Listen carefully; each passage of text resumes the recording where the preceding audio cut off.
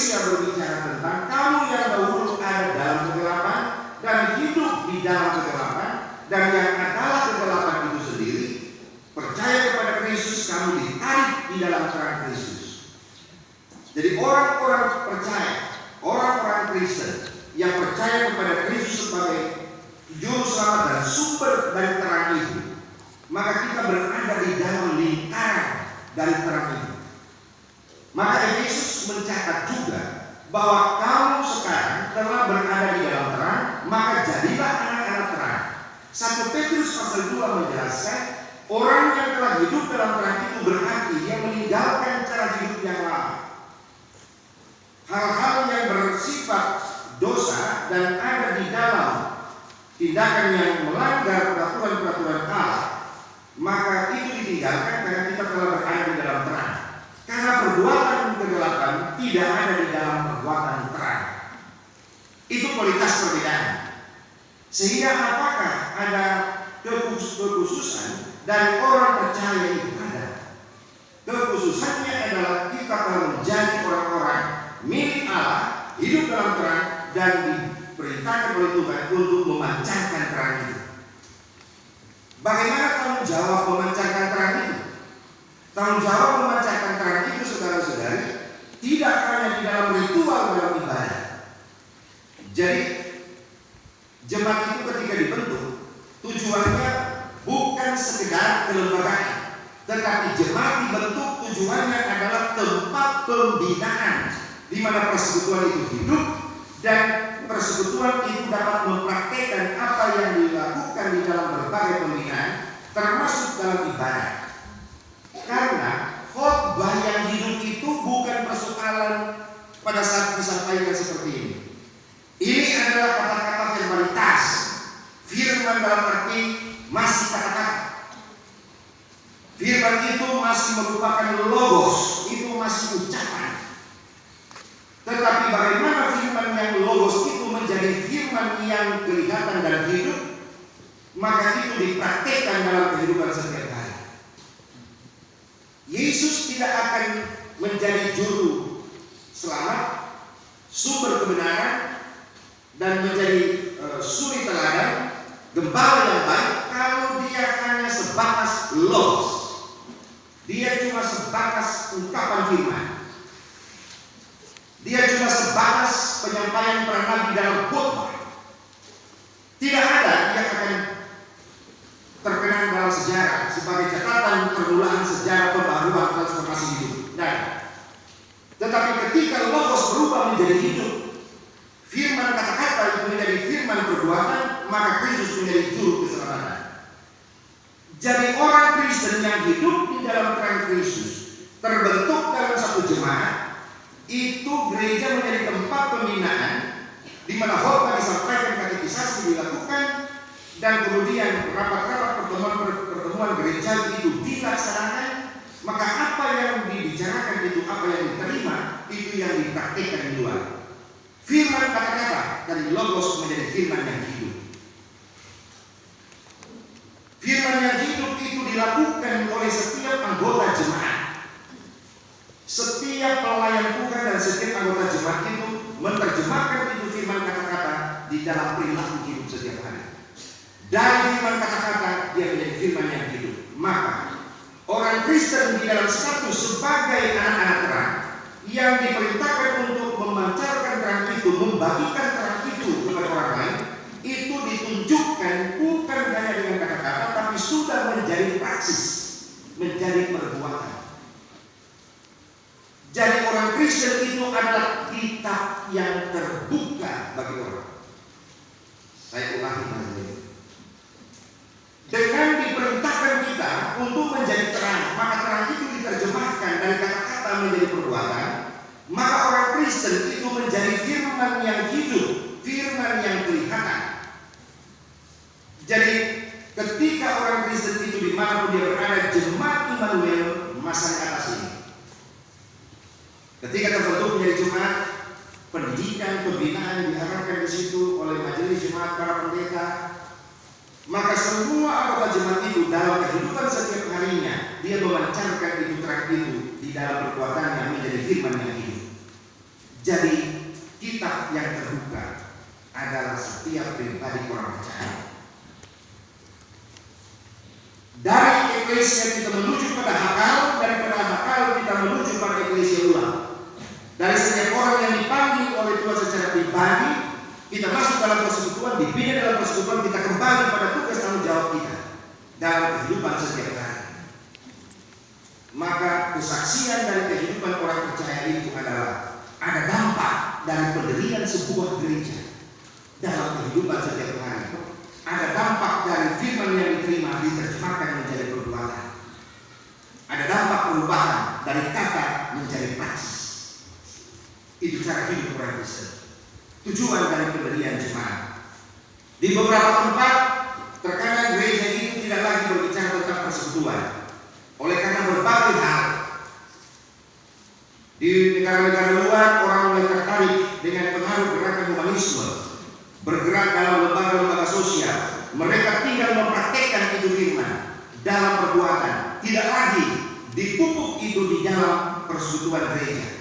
Apakah ini benar? Dalam cara pandang mereka itu tidak salah. Tetapi secara alkitabiah kita diwajibkan memang untuk ada dalam persekutuan. Yesus menegaskan, di mana 2-3 orang berkumpul di situ aku ada. Jadi kalau kita pernah berkumpul dan memuliakan Allah, bagaimana kita dididik oleh Allah dan merasakan kehadiran Allah dalam kehidupan kita melalui persekutuan. Jadi persekutuan itu penting. Gereja dalam arti bangunan dan gereja dalam arti persekutuan itu sangat mendasar untuk ada dalam kehidupan orang percaya. Saudara-saudari jemaat yang dikasihi Tuhan, kita 1 Petrus ini menegaskan kamu adalah bangsa yang terpilih. Di antara semua umat itu kita dipilih. Yesus memang menegaskan, bukan kamu yang memilih aku yang memilih kamu. Banyak yang terpanggil, sedikit yang terpilih. Dari sedikit yang terpilih, sedikit juga yang bertahan. Jadi banyak orang Kristen juga yang meninggalkan imannya oleh karena pengaruh berbagai hal dalam kehidupan. Tetapi ketika kita telah dipanggil oleh Allah, terpilih di antara semua yang dipanggil itu menjadi orang Kristen, ditandai dengan baptisan masuk dalam persekutuan, mengaku bahwa Yesus adalah Tuhan dan Juru Selamat.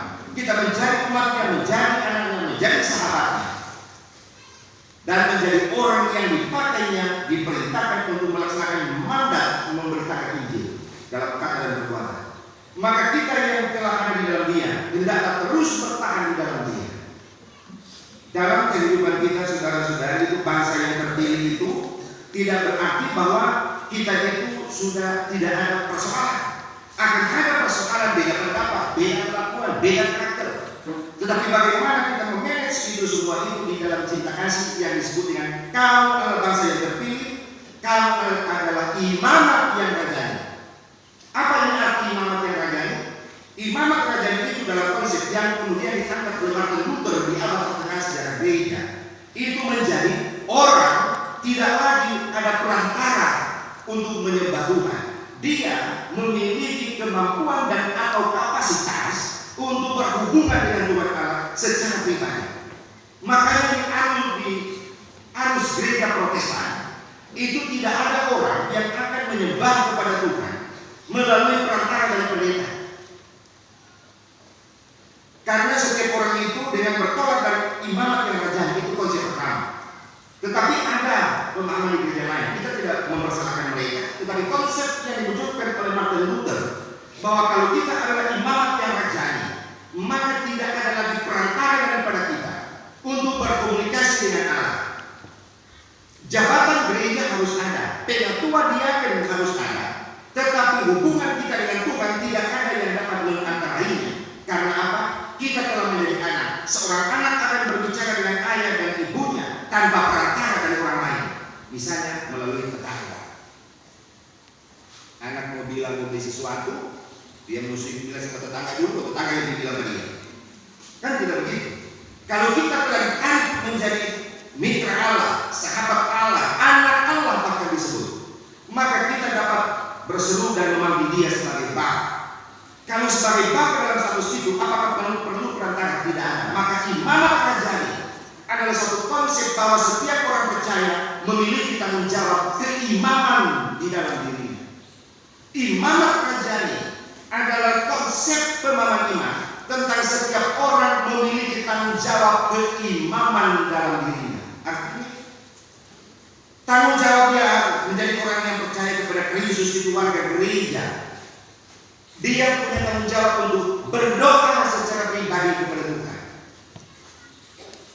Jadi ada tanggung jawab untuk berdoa secara pribadi kepada Tuhan, memohon pengampunan kepada Tuhan, memohon pertolongan Tuhan untuk setiap usaha yang dia lakukan, memohon pertolongan kepada Tuhan untuk setiap cita-cita yang mau dia capai. Dia sendiri dapat berdoa kepada Tuhan, memohon pengampunan tanpa perantara. Karena Yesus telah menjadi perantara antara Bapa dengan manusia, dan Yesus telah kembali ke surga mengangkat kita menjadi anak-anak Allah, sehingga tidak ada lagi perantara kita dengan Bapa. Maka tidak lagi ada bilik di gereja untuk umat itu datang mengaku dosa kepada pendeta supaya Tuhan terima itu doa. Itu kan konsep kekristenan Protestan. Jadi kalau ada orang yang bertanya, kenapa kemudian di gereja Protestan tidak ada bilik pengakuan dosa? Kemudian itu para pendeta tidak diberikan, tidak ada tanggung jawab kewenangan untuk dosamu sudah diampuni. Karena setiap orang telah diampuni dosanya, hidup di dalam Allah. Maka baik pendeta, baik anggota jemaat, baik penatua, baik agen, kita punya komunikasi langsung dengan Allah, dan status kita tidak ada itu strata sosial, strata kelas di hadapan Allah. Jadi dalam gereja Protestan itu, Immanuel ini mulai terus memahami dan menerapkan ini. Di dalam gereja itu tidak ada stratifikasi sosial atau kelas di dalam jemaat berhadapan dengan Tuhan. Maka jabatan gereja itu adalah jabatan pelayanan, bukan jabatan kekuasaan. Di situ ada perbedaan. Makanya memang di Parigi Selatan banyak orang yang kurang bersedia mau dipilih dari majelis. Karena itu pelayanan. Terkadang, tapi mudah-mudahan ini tidak lagi terjadi. Kalau sudah ada pemilihan yang merasa dirinya mewakili, dia mulai turun di jemaat. Dia mulai bicara dengan anggota jemaat. Karena saya dari Parigi Selatan, dia mulai bicara supaya apa? Pilih dia dan saya. Nah, tadi saya berdoa dan yakin supaya di jemaat Immanuel tidak ada yang bicara supaya pilih dia dan saya. Tidak ada, Pak. Tidak ada. Semua dipersiapkan dengan baik. Nah, saudara-saudari, ketika kita pada hari ini akan ada peneguhan pelayan Tuhan dan di situ akan ada pelantikan, maka tugas dari yang diteguhkan dan dilantik itu adalah tugas pelayanan. Memang ketika Yesus Kristus itu datang, dia datang itu untuk melakukan sesuatu yang susah. Ketika pemerintah di dunia itu menegaskan, membuat ada giung bahwa pemerintah itu adalah penguasa, menentukan segala arah kehidupan orang, maka di dalam kedatangan Kristus dia ubah semua itu. Seorang pemimpin, seorang gembala, tugasnya adalah mencari yang hilang, membawa pulang yang tersesat, membalut yang terluka, menghibur yang berduka, menolong orang-orang yang susah, memelihara tentang orang yang sehat. Dan tidak ada yang diabaikan. Semua itu dilakukan bersama. Maka gembala di dalam peran itu adalah dia tetap berupaya untuk memberikan mata air dan kemudian memberikan itu makanan rumput segar kepada domba-domba. Itu berarti pelayanan di gereja oleh para pejabat gereja harus dilakukan secara maksimal dengan cara tidak menerapkan kekuasaan, tapi pendekatan persuasi, yaitu nilai persahabatan dan nilai persaudaraan. Itu perbedaan. Sehingga sikap-sikap yang otoriter dan kemudian birokrasi tidak akan nampak di dalam gereja. Yang nampak adalah nilai persaudaraan. Tantangan dan persoalan akan muncul